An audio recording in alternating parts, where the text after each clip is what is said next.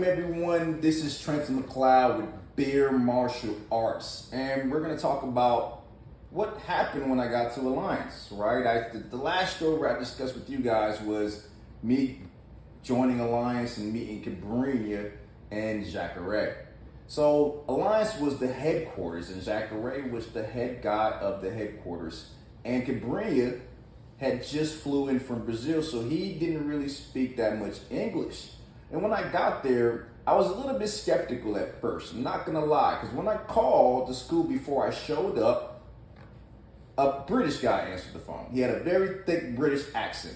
And I was confused because I figured, I was expecting to hear a Brazilian, because you think Brazilian Jiu-Jitsu, first thing you think is you're gonna hear Brazilians, right?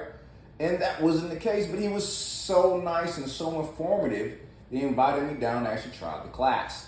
So when I got there, I got an opportunity to meet Jacare, Romero Cavalcante, right? And I didn't really know the lineage behind it. I'm still brand new. So I didn't know, especially the BJJ or the grappling community or any part of martial arts, I didn't really know the names and the figureheads of who they were, but I was able to figure it out over time. So when I got there, came in there with my PT gear on. So I had on my PT top and my physical training top from the Army and my physical training bottoms from the Army, because I didn't know what to wear.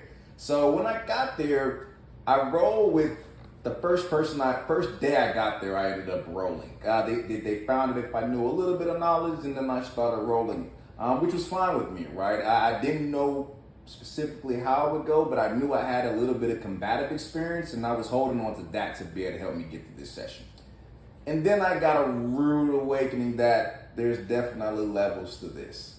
So the first guy I rolled with got me something called a banana split, right? So I'm a brand new white belt, and I got hit with a banana split and didn't fully understand it, but I knew that, hey, there was a lot more to this martial art that I didn't learn in combatives that may be useful, right? So I continued going to Alliance, and like I said, I trained almost every single day underneath Cobrinha for the most part.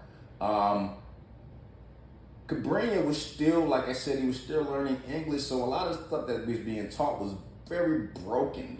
Sometimes I would have to get translations from other Brazilians that didn't know how to speak English to be able to fully understand it.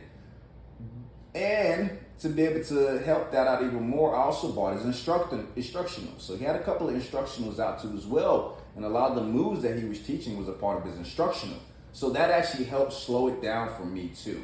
Since I would miss certain details in the moves, and it would really struggle to be able to make them work in a live session. So I wanted to be, at this point in time, I figured out that I fell in love with the community, I fell in love with jiu-jitsu, I fell in love with the grappling art, and I wanted to keep going and competing. So getting the opportunity to be able to sit down and just pick the mind of a well-known world champion in the gi and no gi division of jiu-jitsu really helped me as far as understanding what's required and kind of the preparation. Right, I wasn't sure if I wanted to be a world champion. I just wanted to be a hobbyist. I was a guy that was in love, and still am, in love with the grappling arts. So I stayed for a while. Then I ended up getting way better. I got better real fast. I mean, I used to train morning, afternoons, and in the evenings, and I was a lot younger then too. So my body had the ability to be able to recover fast from those hard training sessions. Alliance had a very big competitive team, and in order to be part of that competitive team, it was like, worlds or the Pan American Championships almost every other day, especially when it was getting closer to the time of competition. Ultimately, though, it was a great experience. It wasn't really what I thought it would be. We focused a lot more on the sports aspect than the self-defense aspect. We did cover self-defense as well, but not at the level that I thought we were, and that was a learning experience for me.